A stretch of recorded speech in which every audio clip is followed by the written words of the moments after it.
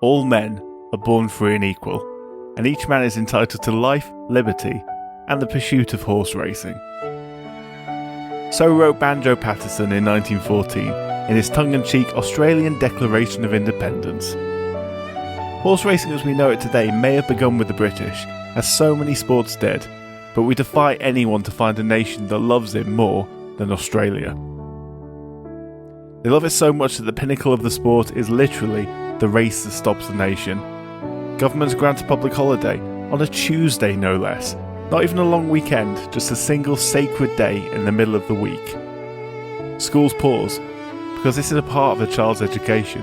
It's fundamental to a young Australian's understanding of their homeland, as the First Fleet, the Eureka Rebellion, Gallipoli, or learning the words of another Banjo Paterson classic, Waltzing Matilda.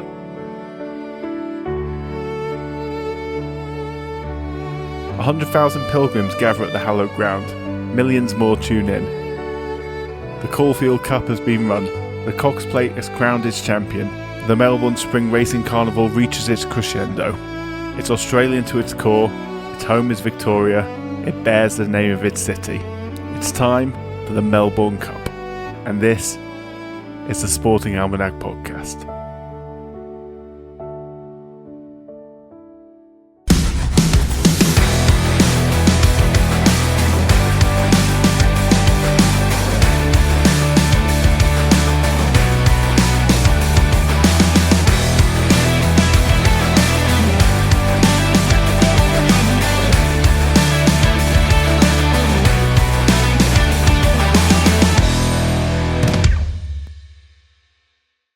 Welcome back. Have I missed anything?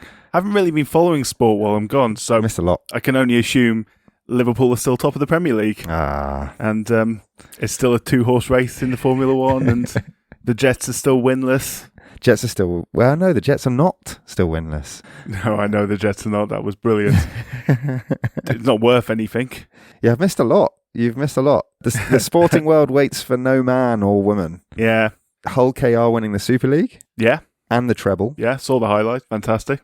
Only the fifth team ever, as we discussed. An American won the Men's Archery World Cup. Wow, that's a shock, as discussed. A Korean won the Women's. Less of a shock, as discussed. France won the men's team event. Brilliant. Korea won the women's. No shock there. And the US won the mixed, for those archery connoisseurs after our last episode. I love the way you're updating our listeners, but really you're updating me here because I have genuinely been out the loop. Obviously, I'm aware of the Super League and the Premier League and everything else. Good to be back. Yeah. Swanning around America. I did go to an NHL game. Yeah. Which was fun. I saw the Nashville Predators beat the Vancouver Canucks 2-1, which was very good, actually. Nice. Would recommend. That sounds like it would have been a lot of fun. Dodgers Blue Jays, as we speak, 1-1. 1-1, yeah. Tied, poised. Shohei. Going to be a very good series, that. Yeah, it will be. But we've waffled on here. We're back with Australian horse racing. I'm so excited about this one. I did not realise how big horse racing is in Australia. It is massive. The third biggest sport in Australia. Yeah, third biggest spectators. Behind, can you guess which two sports? Yeah, easily. Aussie rules and rugby league. Yep. Fuck Collingwood. Naturally. But bigger than Union. Bigger than cricket. Yeah, it's incredible. It's second only to the United States in terms of the number of horses starting in races each year. Third on global prize money distributed annually. Yeah.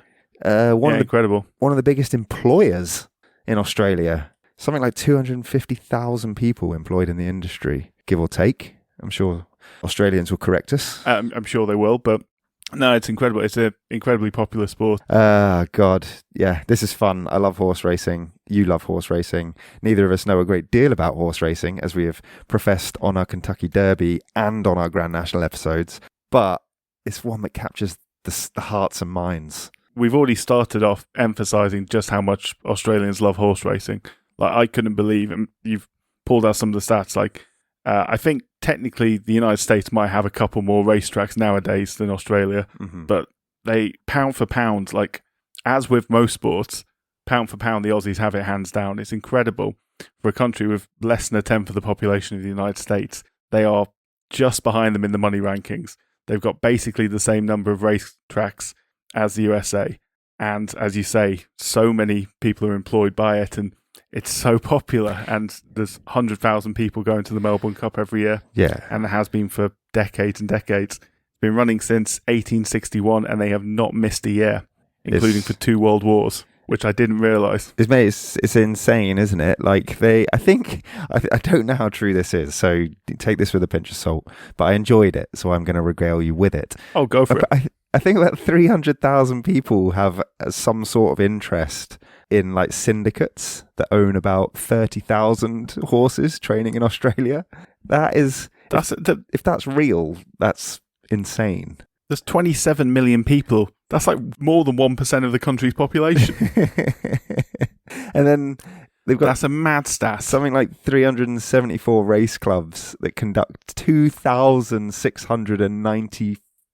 So let's call it 2,700 meetings a year on 360 race courses all over Australia for 392. 392. Now. Geez, like okay, and then the prize money is somewhere in the region of $425 to $450 million Australian dollars. That's crazy. What an industry! I've got there's various quotes which have been attributed to various people over the years that basically say that when Australia was being built and expanded upon, any settlers finding a good spot to form a town basically would build free amenities to get it going. The first one they build, depending on who you ask, and this is probably based on who the residents of the town were, it was either a church or a jail. The second one was invariably a pub. And the third one was a racecourse. And there's various quotes attributed to various people along those lines. And after those were built and some time passed, they probably built a cemetery as well. But it became so ingrained from the early days in the expansion of Australia, not just in Victoria. It became popular in Sydney first and then moved over to Victoria, obviously, once Melbourne was founded as a city, but incredibly soon afterwards. And I do have a bit of the history of it. It is very interesting. Well, yeah, I do want to hear the history because the history is always interesting. But should I quickly tell anyone who's cared to tune in what the Melbourne Cup is very quickly? I mean, you can do, I suppose. That probably is the best way to frame it. It's an annual Group 1 handicap thoroughbred horse race held in Melbourne, obviously, at the Flemington Racecourse on a 3.2 kilometre track for 3-year-olds and older. It's conducted by Victoria Racing Club. It forms part of the Melbourne Spring Racing Carnival. CC the intro. It is the richest 2-mile handicap race in the world and one of the richest turf races, full stop. It starts at 3 p.m. on the first Tuesday of November. It's known locally, as you have already very eloquently delivered in the intro, known as the race that stops the nation. Yeah. That's it. So how do we get to it? The history. How do we get to it? By going back to the beginning of Australia again, essentially. I mean, the Melbourne Cup itself was first run in 1861, on the 7th of November 1861, which was confusingly the first Thursday of November, because it is now run on the first Tuesday of November, which is, of course, as all Victorians will know, or certainly everyone in Melbourne will know, a public holiday. Yeah, which is as just mentioned in the intro. Yeah, I mean, like, middle of the week, guys. Yeah, like, don't worry about it. Stop everything. There's a horse race going on. Yeah, and it was like the 1865. So it started in 1861. By 1865, it was already a public holiday. But I'm getting ahead of myself. Let's go back in time. Spin the wheels back in time. So obviously, horse racing, as we know, began in Britain with the English classics, the St Leger, the Oaks, the Derby, 1776 to 1780. We went through that a bit in episode 1, the Grand National episode, of course. Most of the popular races of the time were equal weight races for 3-year-old horses, which is a concept which has spread over the world. Obviously, the US Triple Crown, 3-year-old horses, non-handicap races, the Grand Prix de Paris, 1836, that started, that's the same.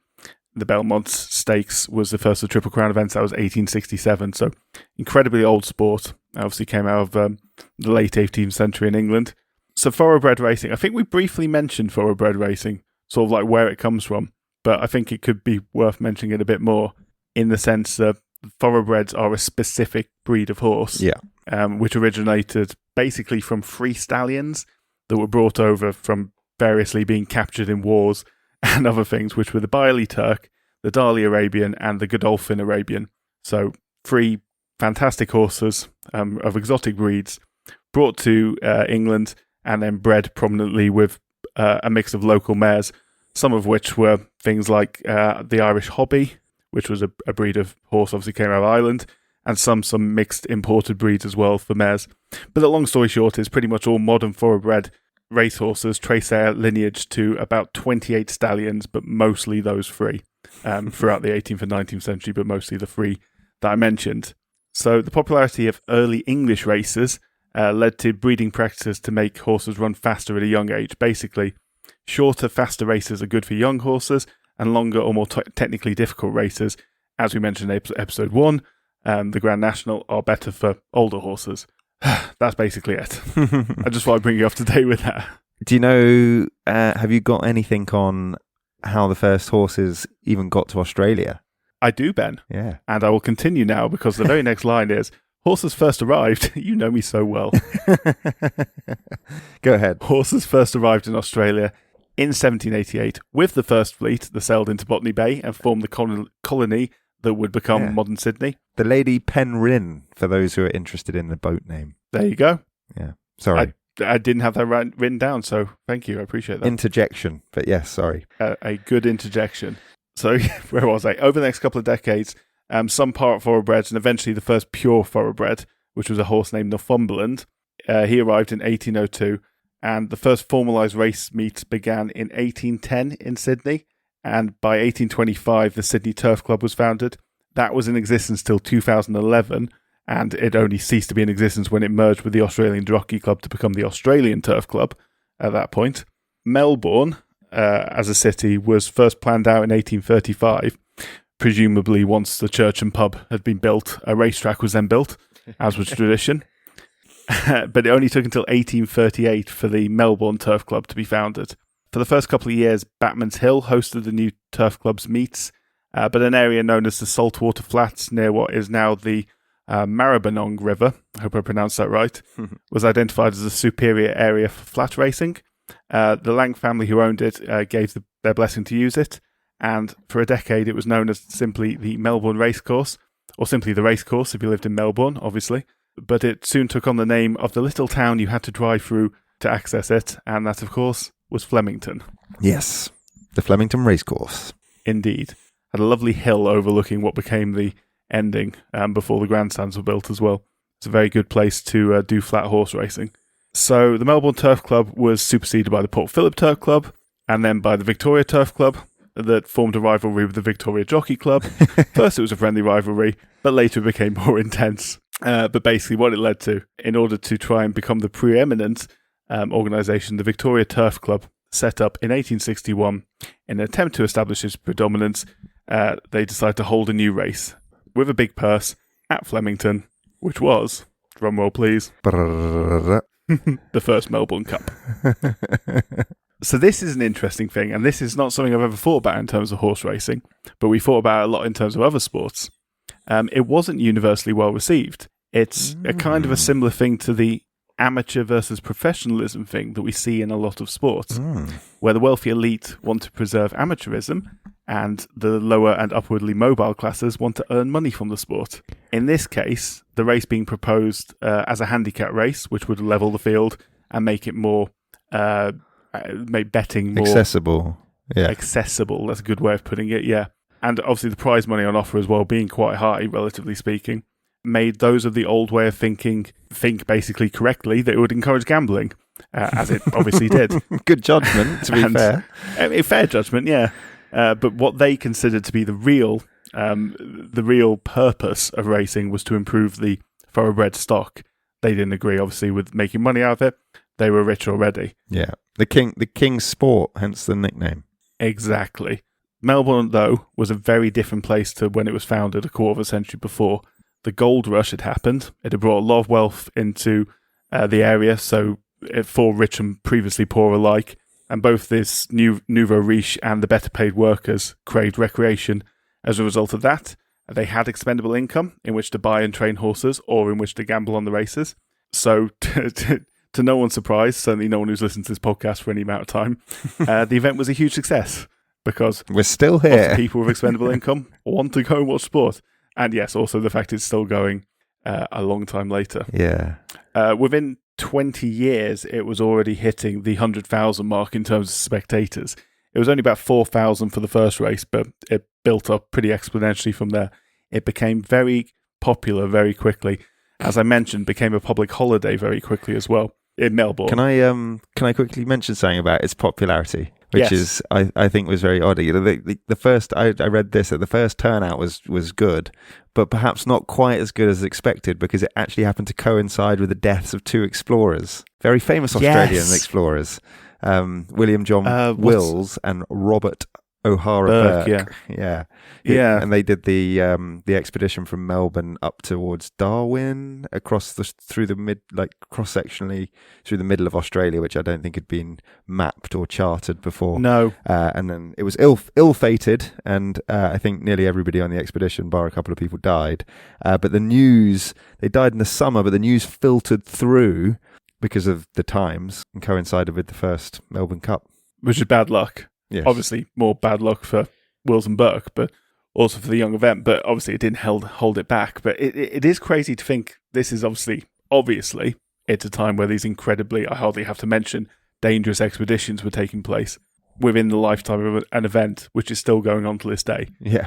Which, I don't know, it bridges not the entire history of Australia, but so much of the history of Australia is so fundamental to its history, and that's why I like it. Yeah, it's mad. I didn't realise it went this deep. Have you got more on the first race? Because I got a little bit if you want it. Yes. Yeah. Oh, Jesus Christ, Ben. No, I mean, I'm just first race. I'm just so on eager, the first mate. This is literally. I'm not even joking. This is my next note. That first race on the first Thursday in November 1861 was won by a horse named Archer. It was at 6-1 odds. Yeah. I mean, you jump in at any point. No. I'm just teasing so you. I'm just teasing you. Go on. You're teasing the information out of me as if you need to.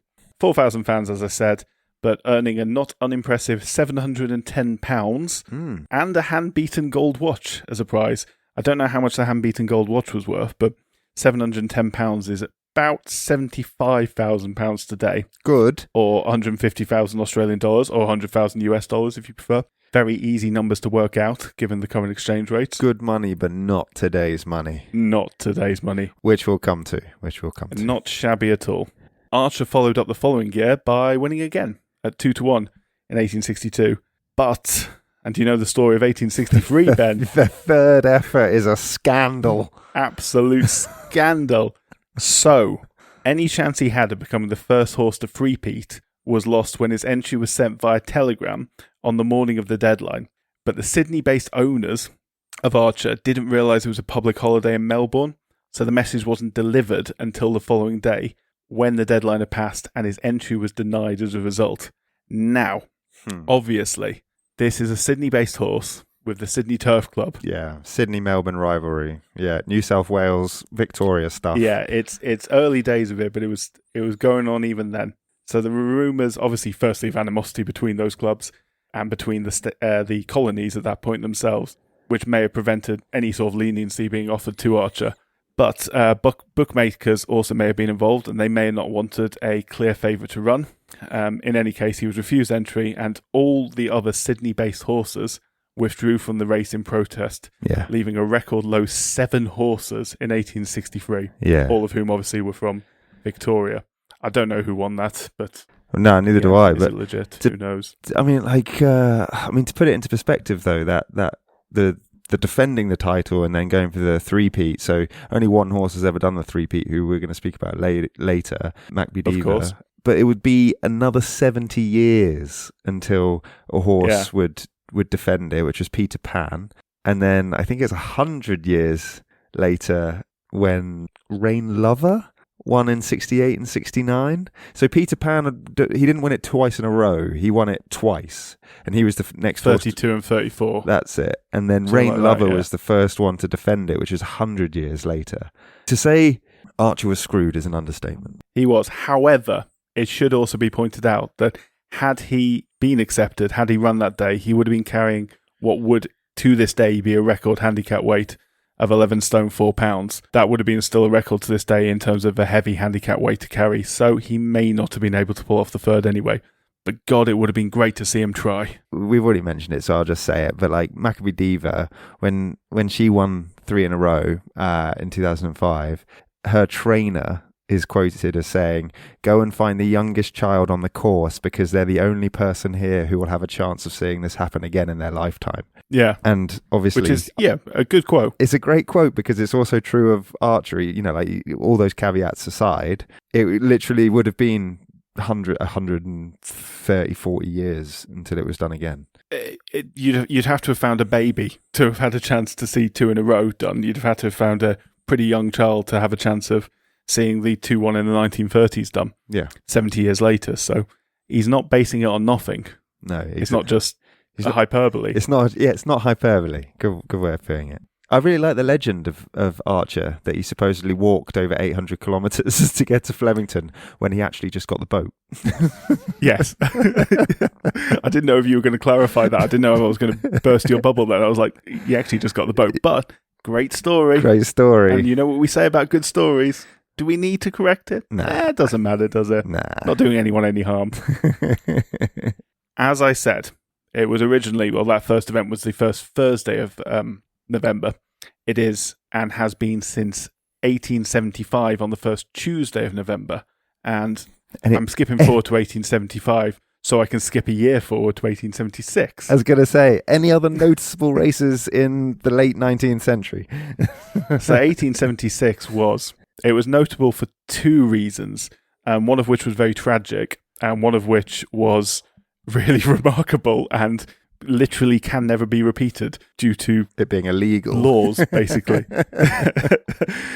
So the first one, the sad one, it happened 2 months before the event when a steamship called the City of Melbourne, appropriately, was carrying many passengers, but also some very important cargo. 13 racehorses, including many serious Melbourne Cup contenders, including the favourite. In a gale, it was hit by multiple rogue waves, which washed much of the cargo overboard. Sadly, that included many of the horses, despite what was described as very, very hard and very, very brave efforts from the crew to save them. Sadly, 11 horses lost their lives that day. 11 of 13 favourites, apparently. As in, like, the big runners. Yeah, including the favourite for the Cup itself, a horse named Nemesis.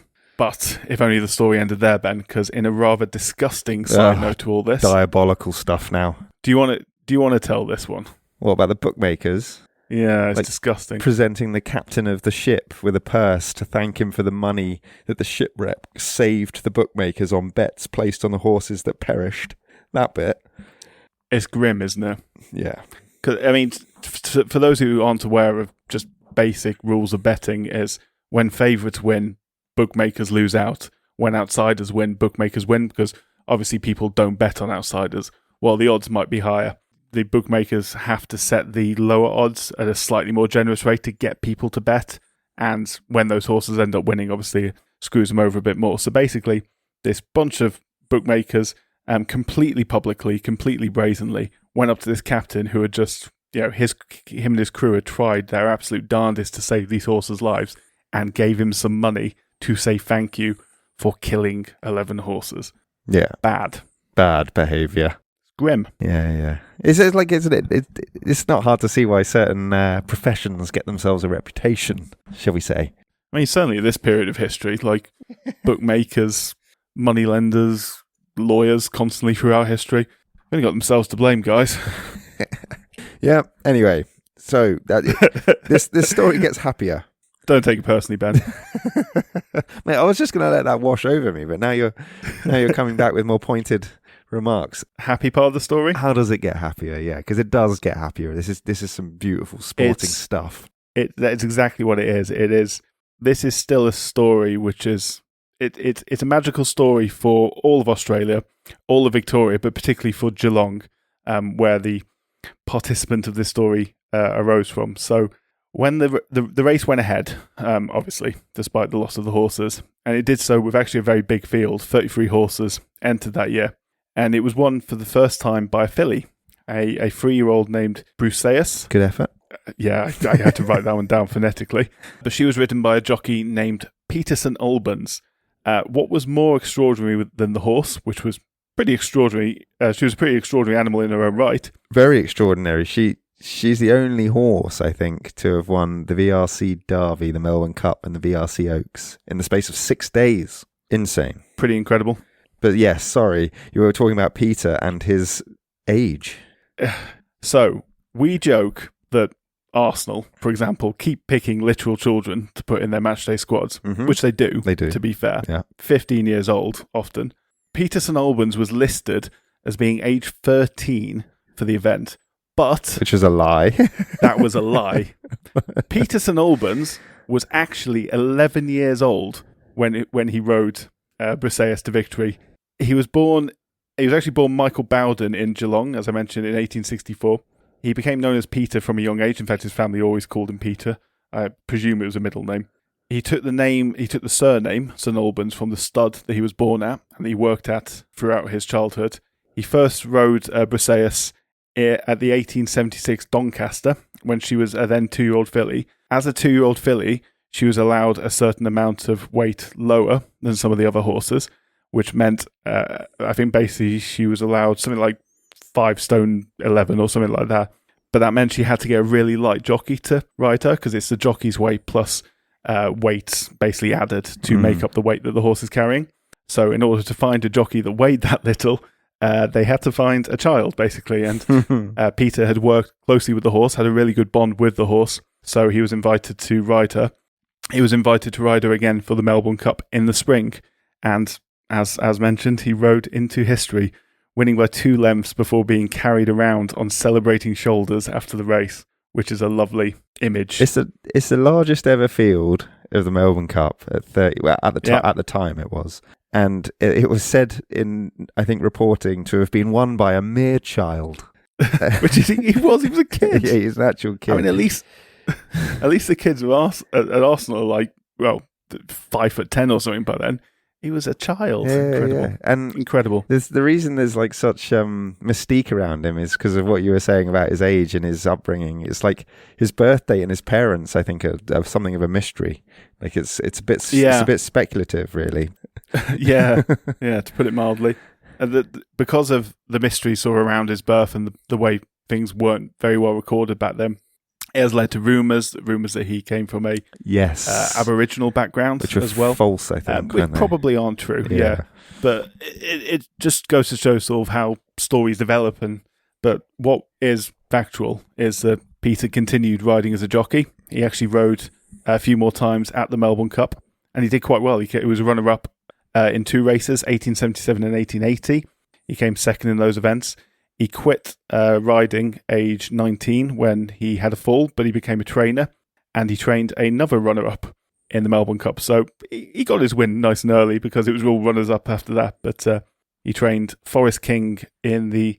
Oh, sorry, that was the 1891 Caulfield Cup, not the Melbourne Cup. I do apologise. But still, another legendary had some race. Success as a trainer as well. Yeah. Indeed. Yeah, sadly, the end of this story is not quite so happy because he died in 1898. He was only 33 when he died. Whoa. But his funeral in Geelong was said to be the biggest the town had ever seen to that point. And the Geelong Racing Club, to this day, award the Peter St Albans Trophy to its champion jockey every year, which I think is a nice ending. Well remembered, very, very well remembered in Geelong.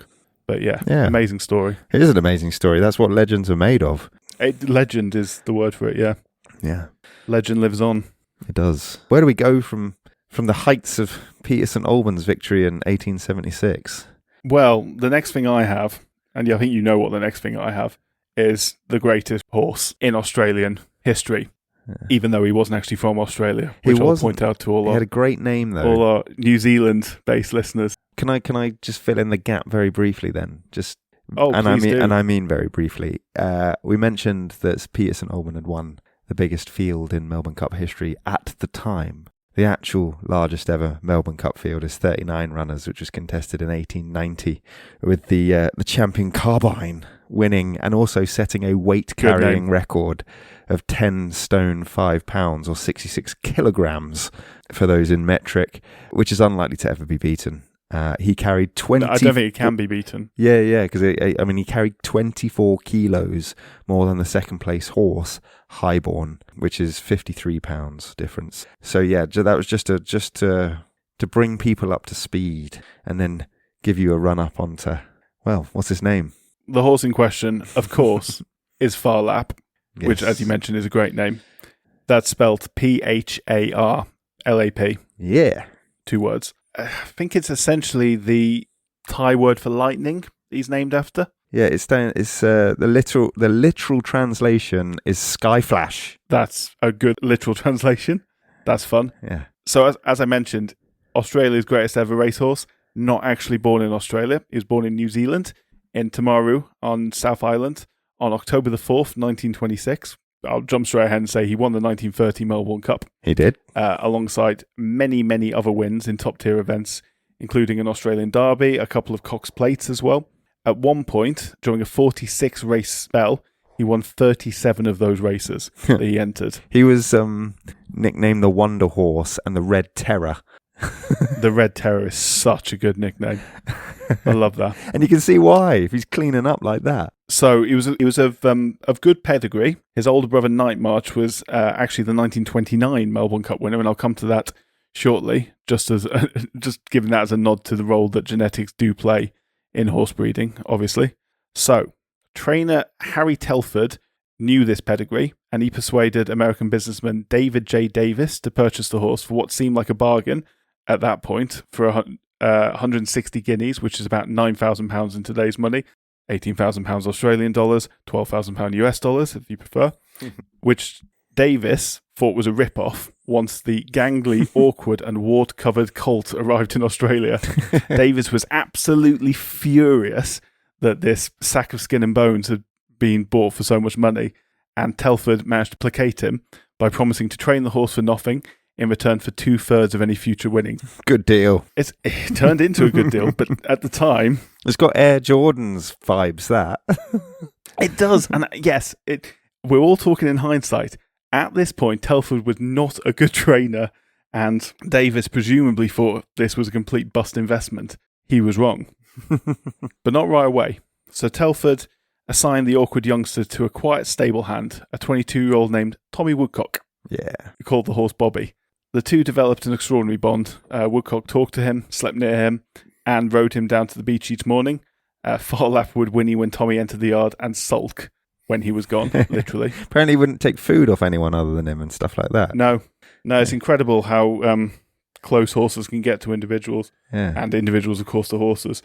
Did he sleep outside his stable on nights of races as well or something? Yeah. He was never very far from him. Pretty beautiful stuff, though. Certainly when you got close bond. It is lovely. I mean, I can see why people fall in love with these amazing animals. For sure. So he was gelded to calm his temperament. Do I need to explain what that is to anyone who doesn't know? The nuts are gone.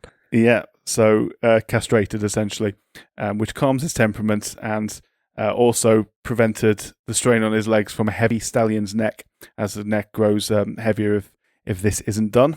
But he grew and grew anyway into a magnificent child. He was over 17 hands tall, which is 17 times 4 inches. So what, 68 inches tall. So yeah, nearly 6 foot tall. Divide that by 12, yeah. There you go. Yeah. Maths. He was 79 inches around the girth, and he was built like a draft horse at the back. His plain, workmanlike head and thin neck concealed the true engine of his power. Enormous hindquarters, which was so perfect, the one veterinary observer, a man named Dr. Stuart Mackay, wrote that we could look at 1,000 races and never see anything so perfect as his croup, thigh, gaskins, and cannons. Not entirely sure what all those things are, but I hope that paints a picture of the fact this was a beast of a horse. A special horse, yeah. Once he grew into it. He was a laughingstock at first. He finished unplaced in his first 4 starts. He seemed like a failure in the making, before he finally broke his maiden in the Rosehill Juvenile Handicap to end his second year. By his 10th start, though, something had changed. His stride had lengthened, his lungs had developed and deepened, and his calm rhythm belied devastating power. In his 3-year-old season, Farlap began his ascent. After a couple of early defeats, he ran a stirring second to the brilliant Mollison at the Chelmsford Stakes, and then he went on a rampage, winning the Rosehill Guineas, the AJC and the VRC derbies, both in world record times at that point, the Craven Plate and more. He was thrust into the 1929 Melbourne Cup, arguably a bit too early, against a lot of older horses, including, as I mentioned, his brother Night March. Carrying 104 pounds under substitute jockey Bobby Lewis, Phar Lap tore to the lead and stayed there until the last furlong, until he faded at that point to end up finishing third. So a respectable first appearance. The time period of this relevant, though, because it was around the Great Depression? Yes. So this was obviously a lot of ordinary Australians, a lot of not ordinary Australians as well, a lot of rich Australians had their lives completely turned upside down at this point, because this is just after the Great Depression. I think that was October, wasn't it? So this will be weeks, a matter of weeks after the stock markets crashed, after the world was turned on its head. Began in 29 and lasted through the early 1930s, the Great Depression. Yeah, certainly into the early to mid 1930s, yeah. Yeah. So very much relevant, as you say, in terms of giving a beacon of hope. He was an underdog, and he inspired hope, right? Like, it's because, as you say, he came from a fairly humble beginning, and people love an underdog. They do. And it was after that defeat in the Melbourne Cup that his legend really started to flourish. He got a regular jockey, a man named Jim Pike, and he embarked on one of the greatest streaks in racing history. He swept the VRC St Leger, the King's and Governor's Plates, the AJC Plate, the Cumberland Stakes, the Morphettville Cups, with absurd ease. He was making it look easy. In the AJC Plate, he annihilated Night March by 10 lengths, avenging his cup loss entirely. And by 1930, the nickname was there. The Red Terror had become a national hero.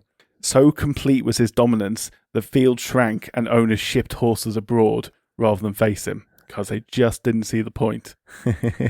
And then came November the 1st, 1930, as Tommy Woodcock was leading Phar Lap home from morning work. A car sped past and a gunshot rang out. Yeah. Bullets whizzed by but missed the horse and the man, fortunately. And the shooters were never caught. But that afternoon, Phar Lap went out and he won the Melbourne Stakes. And 3 days later, after a broken down transport had left him behind, and he barely arrived an hour before the start, he stormed home to win the Melbourne Cup, carrying 138 pounds, one of the heaviest imposts ever. Within a week, he'd won 4 major races and survived an assassination attempt. So if that doesn't forge a legend, I don't know what will. He ran the 1930 Melbourne Cup at the shortest ever odds as well, didn't he? Because he was that damn big a favourite. What was it, 8 to 11 or something? 11 to 8, yeah, I think. 8 to 11, I think it was. I think it was odds on. Odds on, yeah. So crazy. Yeah, I mean, the most famous horse in the world of his day, put simply. Indeed. So where do you go from there? The only thing, what his owners wanted to do, the only thing he could do really, was to try and break America, to try and become the biggest money winner of all time. In November 1931, he embarked on the ship Uli Maroa, bound for New Zealand, then transferred to the Monowai for the long Pacific voyage to America. His stall was converted into a small stable at sea, complete with a sand roll and a walking space, and Tommy Woodcock, of course, scarcely left his side for the entire journey. In fact, Phar Lap became even more agitated than usual when he was out of his sight. So after arriving in San Francisco in January 1932, Phar Lap was initially sent south to Tijuana, Mexico, to the Agua Caliente Handicap, which at the time was the richest race in the world, with $50,000 awarded to the winner, which is about $1.2 million in today's money, that's US dollars, or 0.9 million pounds or 1.8 million Australian dollars if you prefer. On March 20th, under jockey Billy Elliott, he started at odds of 1 to 5 in that race, racing in a brand new country in new conditions with little to no training since being shipped across the Pacific. He split a hoof during the race. He started poorly and ended up a long way behind the leaders, and he won by an absolute mile once he got going. He won in a course record 2 minutes, 2.8 seconds to take the spoils, and obviously the acclaim that came with it, and the $50,000, which probably went down quite nicely. I imagine it did. So, this is where the story takes a dark turn, because the Agua Caliente was his last ever race. Horse racing always has this angle to it. Some nefarious dudes operating in these circles. So, 2 weeks after the Agua Caliente, he was resting from a minor tendon injury at a ranch near San Francisco when he fell violently ill on April the 5th, 1932. He developed a fever, a racing heart, and severe colic. Woodcock tried to walk him through the pain, but by mid-afternoon, the giant had collapsed. He rested his head against Tommy's chest and died in his arms, blood streaming from his nostrils, which is very sad. That is very sad. It's heartbreaking. Yeah. Geezer looked after him like he was as his own pet, basically. Yeah. So immediate accusations of poisoning started. Obviously, a lot of it being Australians or people associated with the horse accusing Americans of doing this. As obviously the next step for Phar Lap was to take on the American circuit, potentially win a lot of races, potentially lose bookmakers a lot of money, as we've mentioned previously. The horse's food was examined, an autopsy was scheduled. The autopsy revealed acute inflammation of the stomach and intestines, potentially due to eating dewy alfalfa, which might have caused the swelling, but there were some traces of arsenic detected as well later on. These were blamed on pesticides initially used at the farm. But in Australia, this didn't kill any of the rumours. They persisted. Lots of uncorroborated stories making the press of pills getting dropped into Phar Lap's stable. When Woodcock returned to Australia later in the year, he brought with him an incredible story. He blamed the death on gangsters. He cited one individual known to him only as the Brazilian as being in the area, potentially working on behalf of the bookmakers. So Woodcock's story was full of classic gangster story tropes, I guess you could say. So it's hard to be sure of the veracity of the story or whether this was potentially a guy who, having lost his, hasten to say his best friend, but, yeah, maybe a horse that meant a lot to him. Yeah. Whether he was heartbroken by the death of the horse or whether he was after a bit of pay, because obviously he'd lost also his primary source of income as well. He tried to carry on in America, but he didn't last long there. It was a few months later he went back to Australia. So it's hard to tell really whether he was telling the truth or not. An alternative theory emerged for Tommy Woodcock's story in 1989, which was 4 years after Woodcock's death, which I don't really like very much.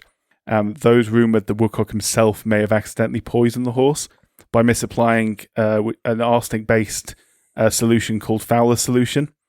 That theory caused such a stir in Australia that it got to the point where a TV mock trial was held with actors presenting evidence to a jury from the public, basically, which then found Woodcock not guilty. And there's not a huge amount of evidence for this. It's just basically Fowler's solution was something used on horses that contained arsenic. And if the horse was poisoned by arsenic, this is a possible way it could have happened. But equally, the horse could have been poisoned, and there was very good motives for the horse to be poisoned as well. But until 2008, there was no actual evidence of poisoning. But some very, very good science in 2008, as I mentioned. Forensic testing was done on preserved hair, which was able to identify whether the arsenic was ingested, when it was ingested, and in what dose it was ingested. And they came to the conclusion that before the horse's death, he had ingested a very, very large amount of arsenic, way above a fatal amount. So someone killed Phar Lap. Someone killed Phar Lap. It's proof of that, but it's not proof of Wouldn't have been who or proof of intent. It just would. He'd been working with the horse for years. It would be a hell of a mistake to make. The absence of a motive, as you say, no, he would never have done it deliberately. We can say that. The scale of the error required seems extreme. I wouldn't bet on it. No. It's obviously, science is brilliant. The fact that they can say that with such definitive accuracy is amazing. Even, 70 years after the fact, more than 70 years after, 75 years after the fact. So 3/4 of a century later, they're able to show that he was killed by arsenic. They're just not able to show who. But ask me whether a skilled practitioner who loved the horse dearly and had worked with him closely for years would have made a mistake, or whether someone had the intent to kill him at that point, was able to sneak through and drop something in and get him to eat it. Yeah. I know which one I want to be true. I know which one is more likely. I mean, the 1930s and 40s in Mexico and America, I wouldn't say it was necessarily a environment absent its issues with organised crime syndicates. No, it's almost a stereotypical organised crime era. And given all the reasons that you said, that just seems like the most logical inference to draw from the information available. Well, one thing is also certain, and that is Tommy Woodcock remains, to this day, very, very well respected. And obviously Phar Lap remains regarded as the greatest in Australian and New Zealand history, for good reason. Well, one of the greatest racehorses of all time. Yeah. There was actually an American poll done, and bear in mind America's general lack of willingness to place anyone who's not an American in their top whatever lists. There's a top 100 racehorse list, and he came 22nd on it, which is pretty damn good, and also pretty good considering he never actually raced in America in the end. So fair play there. He's so damn revered that there is a bronze statue of the horse himself at Flemington. Indeed. There's also his hide stuffed and displayed at the Melbourne Museum as well. And also his heart is 14-pound heart, which is about twice the size of a normal horse heart, or normal thoroughbred heart, I should say, is preserved in Canberra as well. Oh, nice. And our hero, Tommy Woodcock, there's a trophy named after him for the winning strapper of the winning horse. Indeed. Of the Melbourne Cup. He was also like this is the other reason why I'm prepared to dismiss these disgusting smears on the man's name. He was like a really nice man. Like he care for a number of children, and like he didn't have I don't think he ever had his own children. I might be wrong about that, but he definitely cared for a number of other children from broken homes and things like that. And I also think he turned part of his residence into a apprentice jockey's like stable. Like I have heard that. Yeah, it's not a bloke who goes around massacring a horse he loves. Again, there's no implication he would have done it deliberately, but I don't even think he does it accidentally. Do you know? Like that's such an egregious error. But yeah, I'm more than happy with no evidence to suggest otherwise, and lots of potential motives for a nefarious action. I'm more than happy to say, on the balance of probabilities, that is more than likely. Yeah. All right, where do we go from this legendary tale? What have we got? I've got a few other ones that I can flick through quickly. I don't know what else you've got. I've got 1948. Oh, go on. 1948, yeah. I like 1948. That. So, photo finishes. Ooh. We all know him. We all love him. The first ever photo finish was set up for the 1948 Melbourne Cup. And what are the odds, Ben, there would actually be a photo finish that year? And what are the odds that they would misplace the camera and get it wrong? I would say high. So they cocked it up first time round. If VAR is anything to go by. So the camera was installed, but it was installed slightly in the wrong place, a few feet off the actual finish line. So the image at the finish line was at an angle, so it allegedly showed the wrong horse winning, essentially, which was Rimfire, 66-1 outsider, ridden by a 15-year-old jockey, Ray Neville, which, don't get me wrong, is very, very impressive. So old. Just retire, mate. Come on. Yes, but Dark Marn was the horse he was up against, and to this day, some people swear that Dark Marn actually won the race. So it's known as the photo finish that wasn't, and remains quite an enduring controversy. But, entertaining too. That is entertaining. Very entertaining. Do you want to know who the first jockey of Indigenous heritage to ride a Melbourne Cup winner was? I do. I really do. It was now a chap called Frank Reyes in 1973 who rode Gala Supreme. He had a Filipino father and a half Aboriginal mother. Oh, that's cool. Yeah. And he'd been riding over the 3,200 metres that you mentioned at the beginning, because prior to 1972, it was a 2-mile event. Yes. And by changing it to a 3,000, because Australia went metric in 1972, and as a result of that, they changed it from 2 miles to 3,200 metres, which is actually 18 metres shorter than it used to be. So it used to be 3,218 metres due to the wonderful nature of the mile, but it meant that they adjusted the old records slightly. Yes. Yeah, they just tweaked the old records down slightly to account for it. And Piping Lane became the first to win the Cup under the new metric distance. And as you mentioned, second winner there. Yeah, that is really good. First female to ride in the Melbourne Cup? I have this, but you can tell us. No, go ahead. I just like the name of the horse. Marie Linden was the first female jockey to ride in the Melbourne Cup. Is that right? It is right. Competing aboard Argonaut style, I think, but it's a great name. It is a great name. She didn't place, but she broke a barrier. Yeah. Obviously, she ran, been in place she ran second last in a 21-horse field. You're being very generous there, but that isn't the point. That is not the point. It is not the point. That was just to hop back to something far less important. That was 2 years after the event for the first time became $1 million event. Obviously Australian dollars. 1985. So when we were talking about the money going up, it's gone up even more since then as well. Mm-hmm. But more importantly, Marcy Linden. Yeah, and then she wasn't even the first Australian female jockey, I don't think. I think that was a lady called Claire Lindop on Devon in 2003. But she got to ride before the biggest crowd ever, which in 2003 was 122,736 people in the stadium. I love how we've gone from, if you think about like the 1923 FA Cup final, somewhere about 250,000 to an absolutely exact number there. Yeah, monster. God bless modern ticket counting. And then it's impressive. It's very impressive. And then the first female jockey to win the cup was Michelle Payne on the Prince of Penzance, who became only the fourth horse to win at odds of 100 to 1, which just adds to the romance of that story. That is so romantic. And she remains actually the only female jockey to win it, but I love that story. Yeah, it's really good. This is what I mean about horse racing. You don't have to look far, and I've got a whole list of like great stories here that I'm just going to skim past because there's so many. Mrs. Alan MacDonald, is she one of them? I don't think so. I think this is a story I don't have written down, so please tell me. I'll keep it brief, but like in 1938, the Melbourne Cup was won by trainer Mrs. Alan MacDonald, who conditioned Catalogue. She was a very successful trainer in her own right in New Zealand. However, at the time, women were not allowed to compete as trainers in Australia. So her husband's name was officially recorded as the winning trainer. So she wasn't actually given the accolade, but it is, widely known that she was the first trainer really to train a Melbourne Cup winning horse. The 2001 edition was won by Ethereal, which was trained by Sheila Laxon, and she is the first woman to be formally recognised as the winning trainer of a Melbourne Cup winner. And she's also from New Zealand. The horse is from New Zealand. I don't know where Sheila Laxon's from. Sorry, Sheila.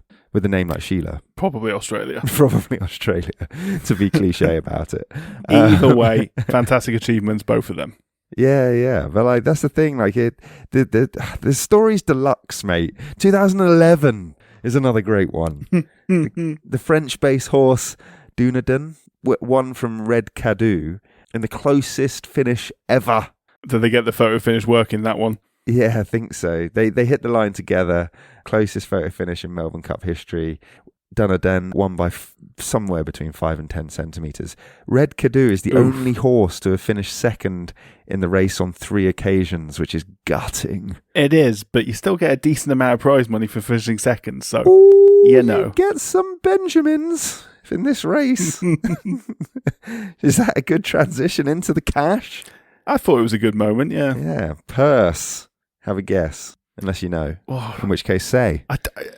I didn't write it down, so I don't know. Was it $6 million or something like that? 10 million Australian dollars, 6.5 million. My mistake. US. First 12 past the post receive prize money. The winner takes home a cool 4.4 million Australian dollars. If you want Australian dollars into pounds, just cut it in half. Basically 50% now. Okay, big money then. 2.2 mil. Yeah.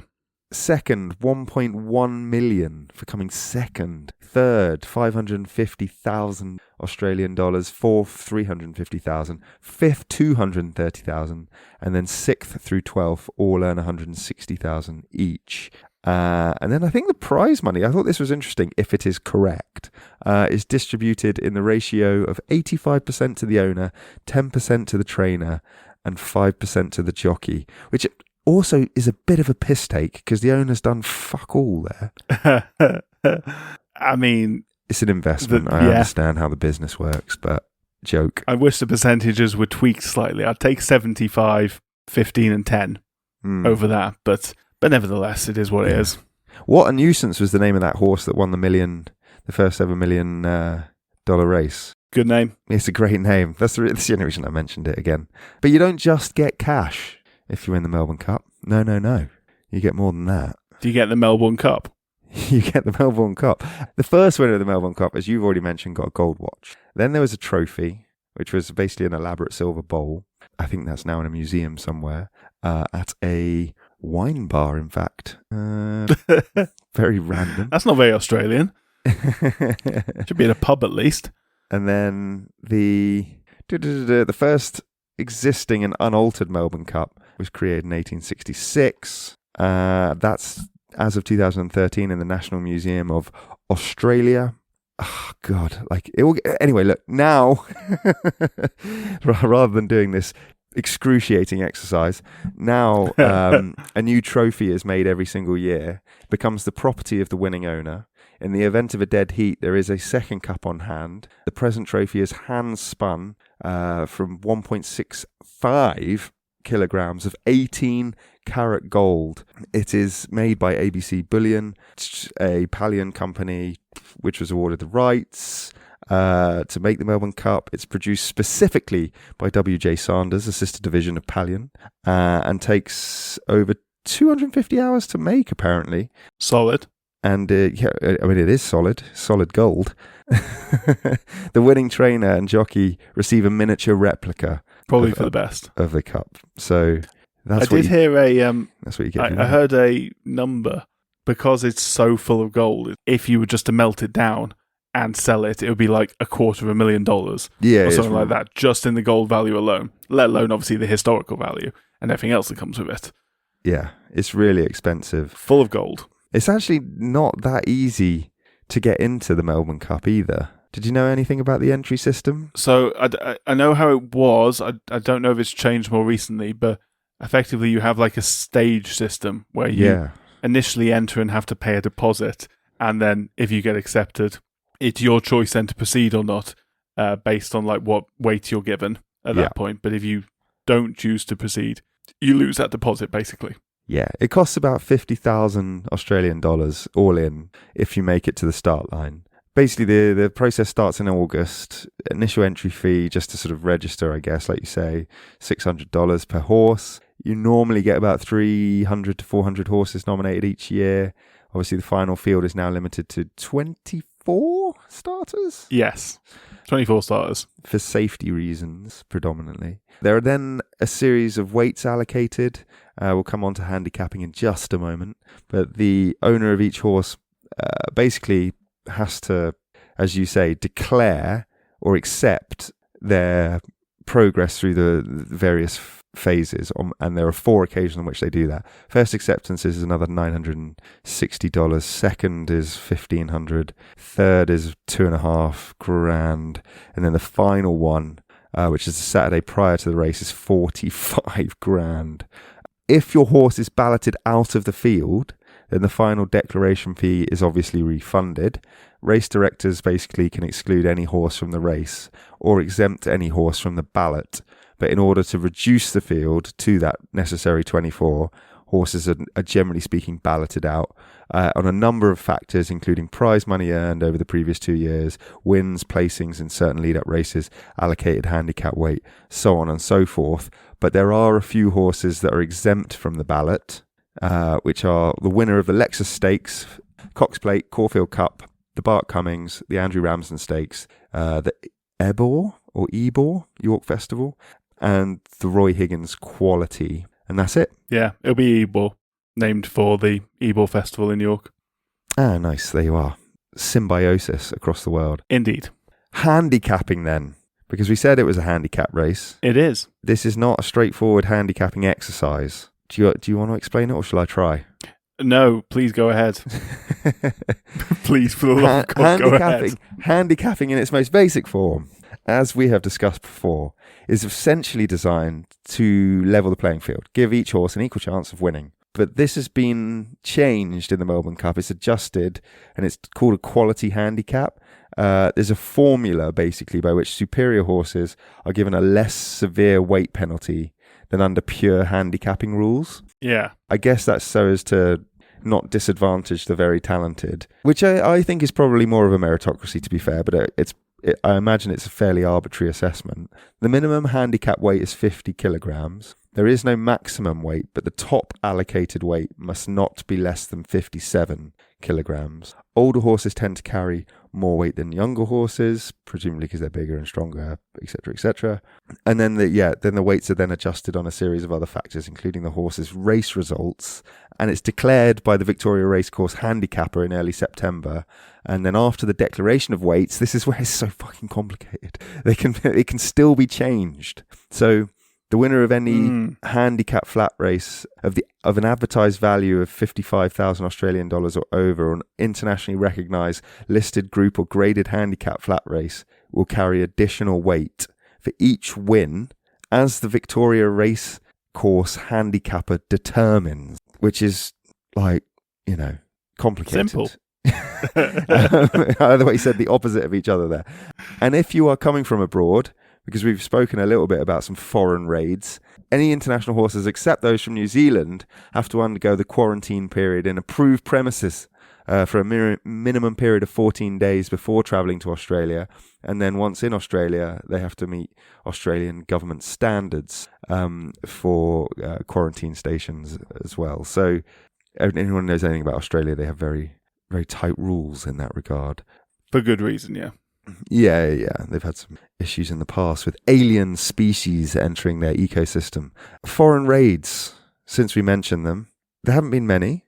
I think 1910 Melbourne Cup was won by Comedy King, first foreign-bred racehorse to win it. Subsequently, foreign-bred racehorses were backward, 24. The aforementioned and legendary Farlap, 1930. Wotan, 1936. Belldale Ball in 1980 was At Talack, 1986 Kingston Rule, 1990 was Vintage Crop, and then there's a few others through the 90s.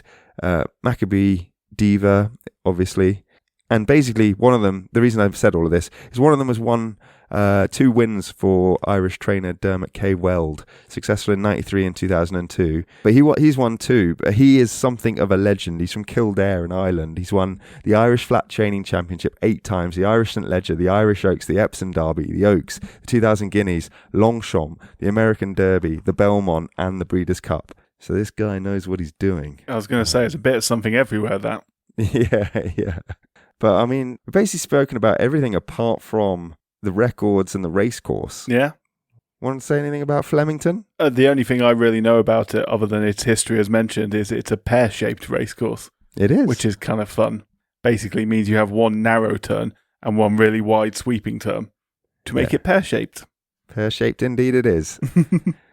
It is the flagship of the Australian horse racing armada, is the best way to put it. That's a very good way of putting it. It's very poetic, Ben. You're welcome. I do my best, and sometimes I accidentally succeed. It's, it's just a cool place. I mean, Final Straight's 450 meters long, boasts a 6 furlong or 1,200 meter straight known as the Straight 6. They run in an anti-clockwise direction. There are 3 grandstands there. Maximum capacity now is 120,000 that is. And this is because I love these tangents, and it's been a while, so here I am. It was added to the Australian National Heritage List in November 2006 and is listed on the Victorian Heritage Register. Now, what does that mean? Basically, the Australian National Heritage List is a list of national heritage places deemed to be of outstanding heritage significance to Australia. It is not easy to get listed. There are 9 criteria, and then even if you fulfill that 9 criteria, there is a significance threshold that you have to pass. If you get past that, then the Heritage Council will do you the solid of making a recommendation to the Minister for Environment, who will then make the determination on whether or not you go on the list. And they made it on the list. For all the reasons that you so beautifully articulated in terms of its history and its background and its cultural significance in terms of horse racing in Australia. Cultural significance alone. It's almost as old as Melbourne itself, barring 25 years. It's ingrained, and horse tracks have been built from the very beginning in Australia. It is an obsession. It is a national obsession.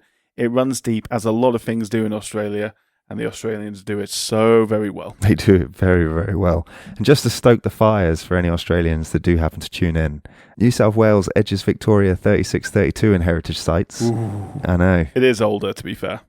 Yeah, it's older, and it is, but Flemington's is an esteemed company on that list. It includes the G, the MCG, which we will be talking Love about it. in detail as the Ashes start soon. The Great Barrier Reef is on the list. Uluru is on the list. Bondi Beach. Fair enough. Obviously the Sydney Harbour Bridge and Sydney Opera House as well, amongst Of course. many other sites. But yeah, records? What we got, I think the fastest race Yeah. was 1990. It was Kingston Rule, trained by Bart Cummings, of course. 3 minutes, 16.3 seconds. Nice, that is quick. Will it ever be beaten? I don't know, it may well have been beaten in the times since the article I read that on was written. But let's hope not. What other ones are there that are worth mentioning? I liked this one. I wonder how often do you think the favourite has won the Melbourne Cup? Ooh, well, in any horse race, probably, 1 in 24 would be a baseline. You'd imagine the favourites win it more often than that. Probably about 10 in 24. No, probably too high. Quarter of the time, so call it maybe 40. What is in 40% or is in 40 out of 40 races. occasions? So not a bad guess. 34 out of 150 favourites, which is 23% apparently. Okay. If that stat is correct, I have to say haven't verified that, but yeah, it just captured the imagination a little bit. So if you bet on the favourite every year, you should win basically 1 in 4, which means you'll lose money. Which means you'll lose money. Yeah. Which again goes to show why betting is silly. Yeah. But Foolhardy. if you're going to do it anywhere, Shoot for the moon. if you're going to do it anywhere, save up. Do it for the Grand National. Do it for the Melbourne Cup. Do it for the Kentucky Derby. And vote with your heart. That's what I did last year for the this year for the National, and I bloody won, didn't I? Yeah. So yes, I thought that was fun. 100 to 1 winners. We mentioned one of them, which is the first female winner on Prince of Penzance. Yes. But there have been 4 in total. The Pearl in 1871, Wotan in 1936, who was one of our foreign raiders, and Old Rowley in 1940. It is actually interesting that you're only about 8.5 times more likely to win with betting on the favourite as you are betting on 100 to 1 outsider. Yeah. And the odds are certainly better than... So if you bet on 100 to 1 every time... If you do, yeah, you're probably... making money. Based on that, you might have to do it most of your adult life, but eventually you'll make some money out of it. You'll be like $20 up or something. Theoretically. Yeah, theoretically. I mean, I think we've mentioned already the most legendary horse in the event. There is only one horse to have won it 3 times. Her name is, to repeat it, Maccabi Diva. Yeah. 2003, 2004, 2005. She's also the only mare to win it more than once. Mare being a female horse. Incredible horse. I mean, do you know where her name came from? No. So 5 women who worked for her owner, called Maureen, Kylie, Belinda, Diane, and Vanessa. The first 2 letters of each of their names, MakYbe, and then DI and VA, is Maccabi Diva. That's great. Is it Maccabi or Maccabee? It's good. Maccabee. It might be Maccabee, to be fair. Sorry. No, it doesn't matter. I'm just, like, unless you hear the actual person who named it or someone who knows how to pronounce it, say it before you. It is just guesswork. It is very difficult from this side of the mic, isn't it? That's why anytime I'm making my note on something, I always phoneticize things to try and get it right. No, it's like an absolutely legendary horse, and as we quoted earlier, the trainer has quite rightly said, like, it'll never be seen again in any of our lifetimes, probably, unless something freakishly anomalous happens. Yeah, it was 2005 when she was going out to try and win her 3rd, and it was the trainer Lee Friedman famously told jockey Glenn Boss before the race, go out there and make her immortal. Such a good way of putting it. That is a great way of putting it. And accurate, because it is immortality. She'll be remembered forever. I mean, as I mentioned at the beginning, obviously, short races. It's not too short race, this one. It's over about 3 minutes. So it's slightly longer than, for example, the Kentucky Derby, which is 2 minutes, famously. But they tend to be bossed by younger horses. So the chances of you winning it and sustaining that level of performance 3 years in a row, and bearing in mind you're getting handicapped as well. So if you won it 2 years in a row, you're going to be the high handicapped horse on that track. To win it 3 times in a row is a remarkable achievement. But she has good pedigree. Did she? Yes, you were going to say about that, actually. I did, yeah. I mentioned this beforehand. So, do you remember back in episode 5 our episode on the Triple Crown of American horse racing, you signed off, I believe, on a horse called Northern Dancer, who was the Canadian winner of the 1964 Kentucky Derby and Preakness Stakes, but did not win the Belmont to finish it off. Didn't win the Triple Crown, yeah.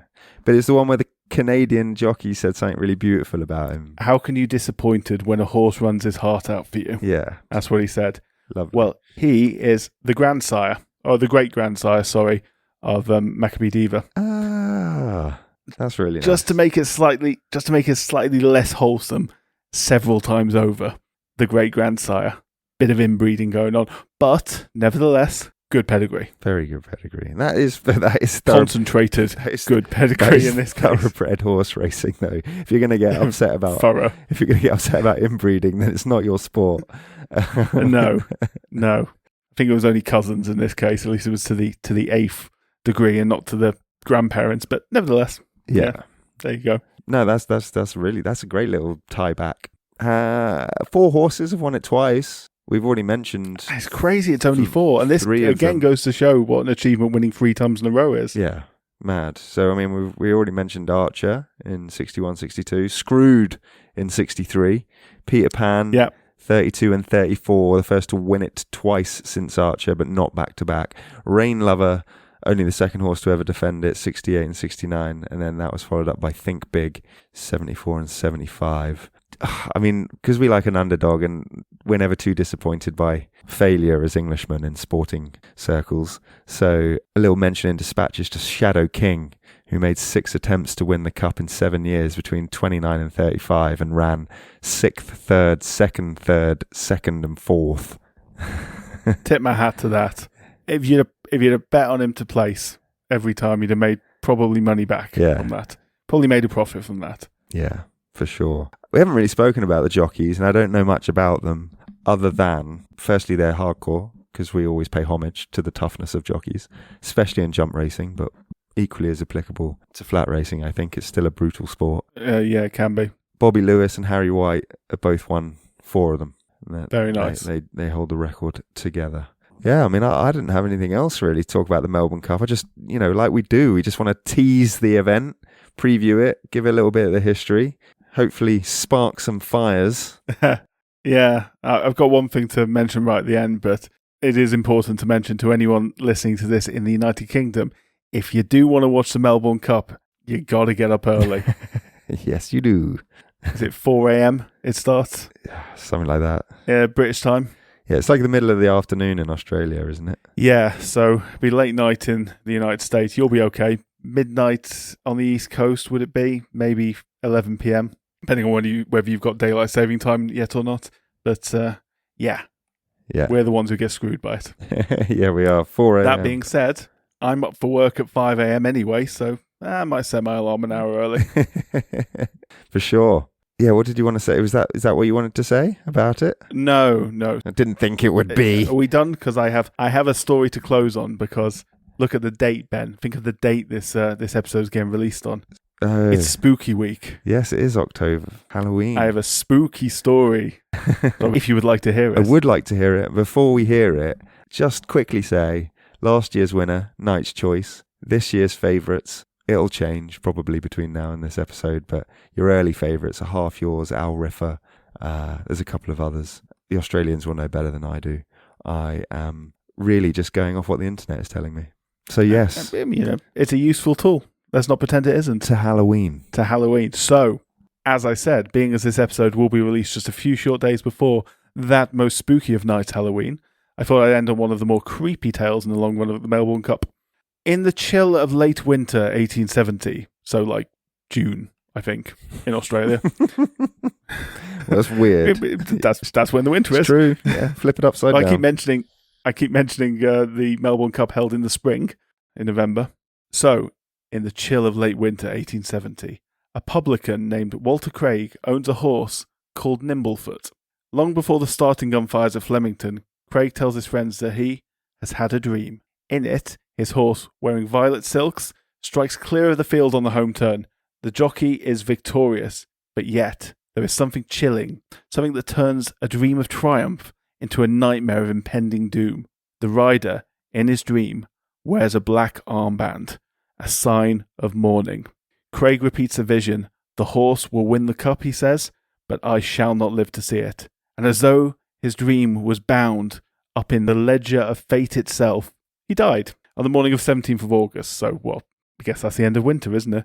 From gout and from pneumonia. It was 3 months before the cup is run.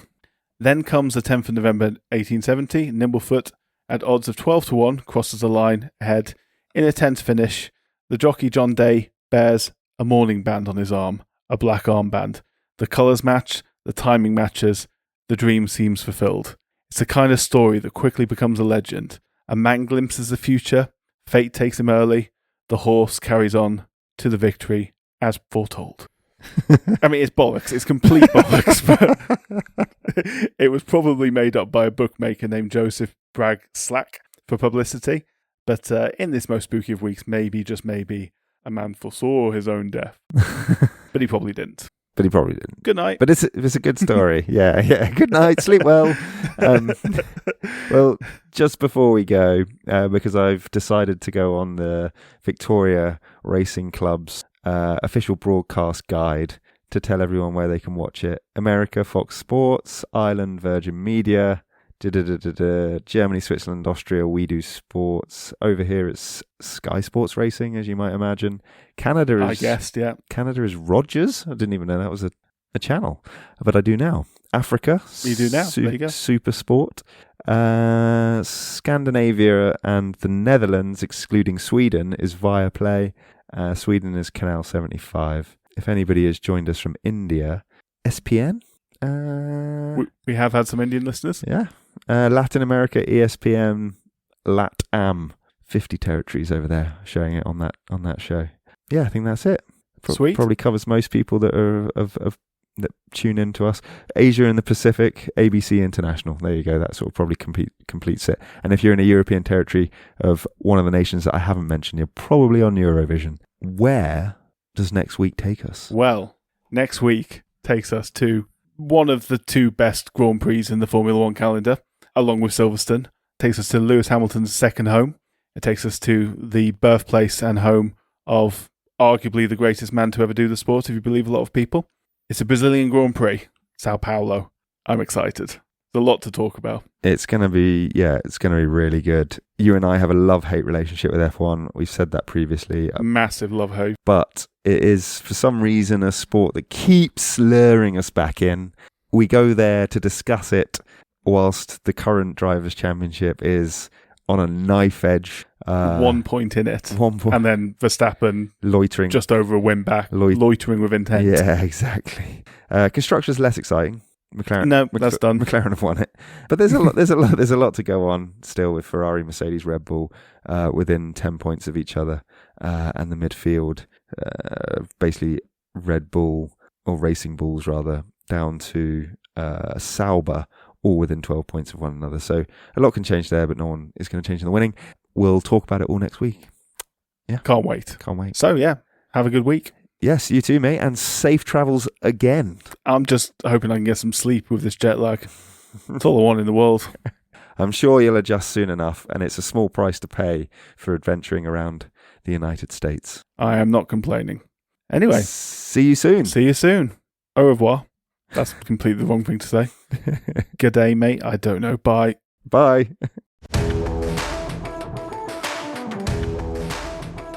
Thank you again for tuning back into the Almanac after our slightly late summer holiday. If you think we did the Cup justice, drop us a comment, a like or a follow. And if you hated it, comment away anyway. That's what the internet's for. In either case, please do tell your friends about us. If you do, we'll love you forever. Our theme tune is Oh Yeah by Home Only Productions. You can find us on Blue Sky and Insert at The Sporting Almanac. We'll be back next week with the Brazilian Grand Prix. And don't forget, whether you're the Red Terror reborn or 100 to 1 shot hoping for a miracle, sport is nothing without the history that makes it. Goodbye.